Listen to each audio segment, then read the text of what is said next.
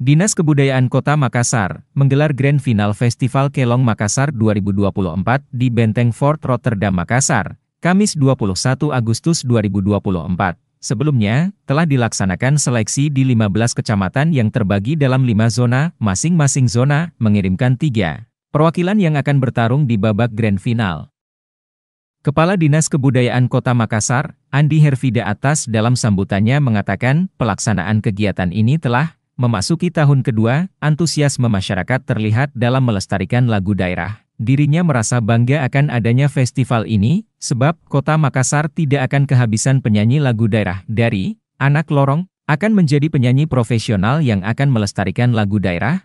Di sini boleh kita melihat bahwa Kota Makassar ini tidak akan pernah kurang dengan para penyanyi lagu-lagu daerah.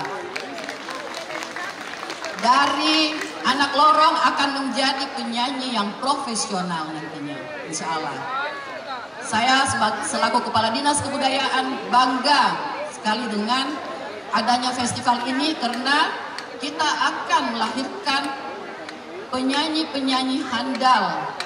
Jangan hanya bisa menyanyikan lagu-lagu yang rock, pop, tetapi lagu daerah wajib untuk kita lestarikan. Staf Ahli Bidang Kemasyarakatan dan SDM Kota Makassar, Aryati Puspasari Abadi, menerangkan dari kegiatan ini dapat mengembangkan dan melestarikan peninggalan budaya leluhur serta melatih generasi muda dalam berkesenian. Peserta yang berasal dari pelosok Kota Makassar akan menjadi penerus penyanyi-penyanyi lokal lagu daerah. Dan bakat seni untuk generasi muda saat ini bertujuan untuk mengembangkan dan melestarikan peninggalan budaya leluhur kita sekaligus melatih generasi muda kita dalam berkesenian.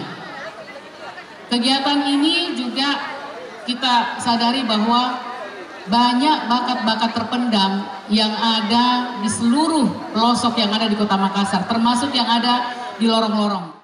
Adapun yang keluar sebagai juara di Festival Kelong tahun ini, yakni juara 3 diraih Nur Alim Setiawan dari Kecamatan Mamajang dengan total skor 1227, juara 2 direbut Arwini Eka Puspitasari perwakilan Kecamatan Manggala yang meraih skor 1298, perwakilan Kecamatan Tamalate, yakni Bahar Bakri berhasil meraih juara 1 dengan total skor 1322, Miftahul Kalbi Fajar TV Fajar Radio melaporkan.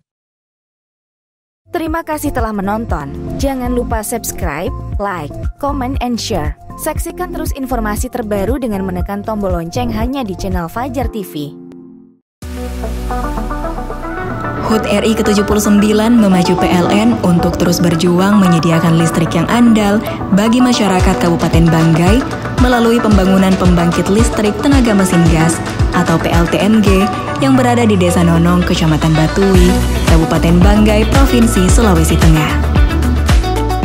Untuk kelanjutan proyek PLTN Kilo ini, jadi mungkin Bapak Ibu tahu bahwa PLTN Kilo ini menyelesaikannya luar biasa, penuh dengan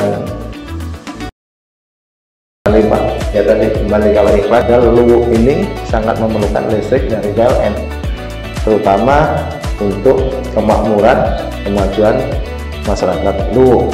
Jadi sudah ketemu Pak Gubernur, Pak Wakil Bupati, sangat mengharapkan kehadiran PLTN Kilo ini.